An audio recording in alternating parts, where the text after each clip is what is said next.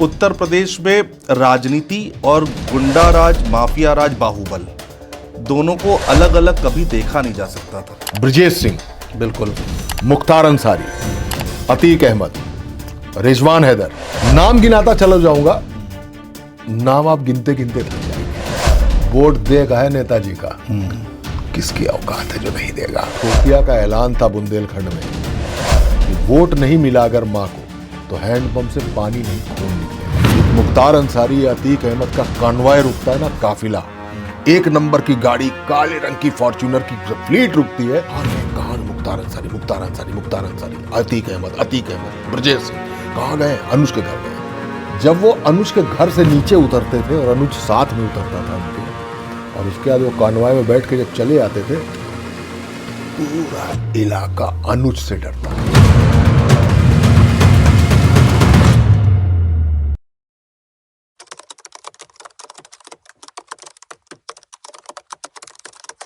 Sir, Uttar Pradesh में राजनीति और गुंडा राज, माफिया राज, बाहुबल दोनों को अलग अलग कभी देखा नहीं जा सकता था। आज की डेट में या फिर पहले ये ऐसा कि ये विडंबना क्यों? उत्तर प्रदेश में ऐसी क्या मजबूरी? हर मुख्यमंत्री के लिए ये मजबूरी थी। बिहार और उत्तर प्रदेश, ये दो प्रदेश ऐसे हैं कि अगर इन दो प्रदेशों को आप फेड आउट कर दीजिए, ब्लर कर दीजिए जी, तो टीवी को खबर नहीं मिलेगी। कोई चैनल उठा लीजिए, ठीक बात है, 5 हेडलाइंस में से 3 हेडलाइन यूपी की मिलेगी आपको। लालू मुख्यमंत्री होंगे, राबड़ी मुख्यमंत्री होंगी बिहार की, तो बिहार टीआरपी है। उत्तर प्रदेश में श्रीपति मिश्र अगर वो होंगे यूपी में, तो खबर नहीं होगी। मायावती होंगे, मुलायम होंगे, अखिलेश होंगे, योगी होंगे, हमेशा खबर बनी रहेगी, खबर बनी रहेगी, क्योंकि दिल्ली की सत्ता का रास्ता उत्तर प्रदेश से ही होकर गुजर जाता है। और इस प्रदेश में, इस देश में जो सरकार है भारतीय जनता पार्टी की, उस भारतीय जनता पार्टी का इंडक्शन ही यूपी है। राम मंदिर से ही भारतीय जनता पार्टी का उदय हुआ है। बिल्कुल, वो पार्टी आज सत्ता में है, और आज भी सबसे बड़ी पॉलिटिकल लैब अगर कहीं है, वो उत्तर प्रदेश में है। अब आइए बात माफियाज़म पे। बिल्कुल, ददुआ का नाम सुना है आपने? हाँ, 35 साल तक बुंदेलखंड में राज किया उस डकैत ने, पटेलों के नाम पर। कोई सरकार उसको छूती नहीं थी, कोई सरकारी सड़क नहीं बन सकती थी, कोई सरकारी हैंडपंप नहीं लग सकता था। तेंदुपत्ता जिससे बीड़ी बनती है वो सबसे बड़ा केंद्र था, और सरकार की बोली लगती थी उसके ठेके पे, लेकिन कोई भी तेंदुपत्ते की पत्ती दिए बिना, हाँ, कमीशन दिए बिना कोई सरकारी टेंडर वहां उठ नहीं सकता था। वो था ददुआ, जिसको मायावती ने मरवाया बाद में। उसका भाई सांसद बना, उसका बेटा विधायक बना, डकैत का। ये है उत्तर प्रदेश। बेहमई कांड जब हुआ है, फूलन देवी ने 21 लोगों को, खासकर ठाकुरों को, हालांकि वो सब ठाकुर नहीं थे, उसमें एक धानुक था, एक मुसलमान था, और एक शायद पासी भी था, धोखे में मर गए थे वो। जब मारा तो Mulayam Singh was the leader, जो बेहमई में धरने पर बैठे थे कि फूलन देवी और उसके पूरे गैंग को गिरफ्तार किया जाए। और वही मुलायम सिंह थे जिन्होंने फूलन देवी के सारे मुकदमे इस शासनादेश के साथ वापस लिए थे कि जनहित में फूलन देवी के सारे मुकदमे वापस लिए जाते हैं, और फूलन देवी को मिर्जापुर भदोही से सांसद बनाया था उन्होंने। डकैत, बताइए। अभी मैं डकैतों की बात कर रहा हूं, माफिया पे तो आया ही नहीं। हाँ, अब आइए ब्रजेश सिंह, बिल्कुल, मुख्तार अंसारी, अतीक अहमद, रिजवान हैदर, मेरठ का वो जिसका अंगूठा कट गया था, हाजी, मैं नाम भूल रहा हूं जी, नाम गिनाता चला जाऊंगा, नाम आप गिनते गिनते थक जाएंगे। ये जो लोग थे ना, इनको पॉलिटिकल खद्दर पहनाया क्यों जाता था? इसको ऐसे पहनाया जाता था, इसको मैं कैसे बताऊं आपको, कि जैसे आप चकदे फिल्म बनाइए और चकदे में नवाजुद्दीन को हीरो बना दीजिए, तो वो फिल्म भी 12-15 करोड़ में बन जाएगी, और वो बिजनेस भी उसका 30-35 करोड़ कर लेगी। लेकिन जैसे ही चकदे में शाहरुख खान आता है, वो फिल्म अपने आप 100-200 करोड़ की हो जाती है। अब इसको उदाहरण समझते हुए आप समझिएगा कि जब एक अतीक अहमद इलाहाबाद से लड़ता है तो इलाहाबाद के आसपास की कम से कम 1.5 दर्जन सीटें उसके प्रभाव में आती हैं, क्योंकि अगर वो माफिया जाके कहता था वोट देगा है नेताजी का, किसकी औकात है जो नहीं देगा। ददुआ का जो चेला था ठोकिया, ददुआ के ऑपरेशन के बाद जब टीम वापस आ रही थी 2 दिन बाद उसने अटैक किया, 6 या 8 पुलिस वाले मारे गए उसमें, जो ददुआ को मार के आए थे जी। वो मारे गए।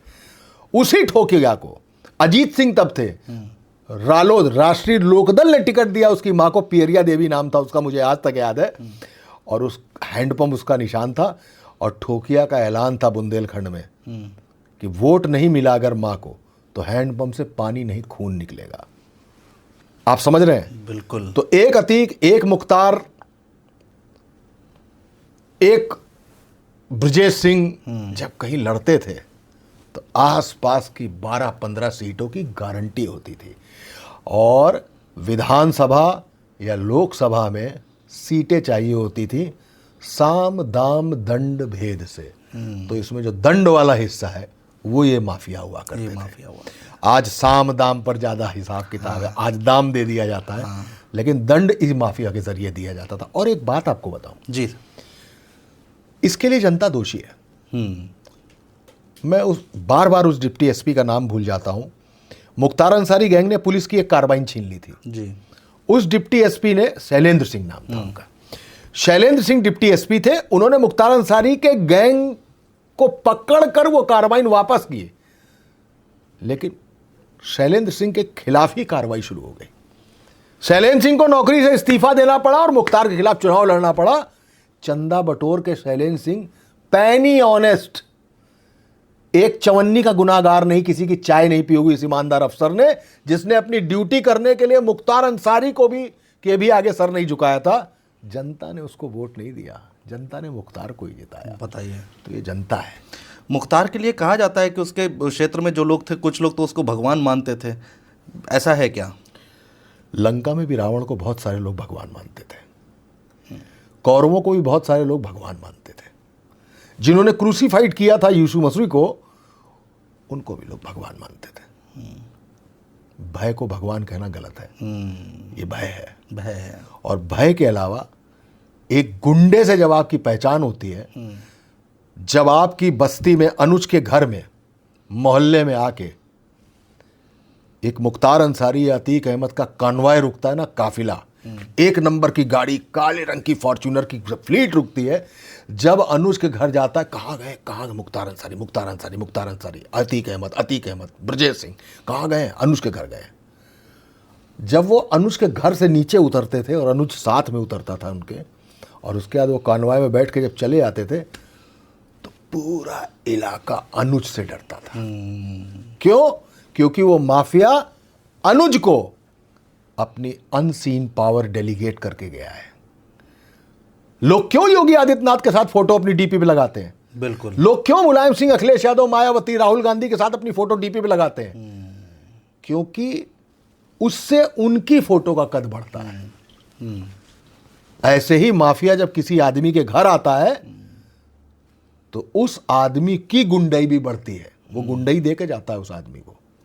आप समझ रहे हैं? मेरे एक मित्र हैं, उन्होंने अपने गृह प्रवेश जानते कैसे कराया था? कैसे? उन्होंने 100 राइफलधारी लोग बुलाए थे अपने यहाँ, कम से कम 200-300 राउंड फायर हुआ, हो गया गृह प्रवेश, चले गए। पूरा इलाका जान गया कि इस घर में जो आदमी है उसके पास 100 राइफल है।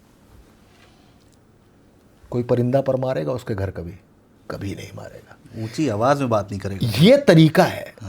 ये तरीका है, इनका ऑरा काम करता है। अगर ऑरा काम नहीं कर रहा होता ना तो शैलेंद्र सिंह चुनाव जीतता, मुख्तार अंसारी नहीं जीतता। सही बात है।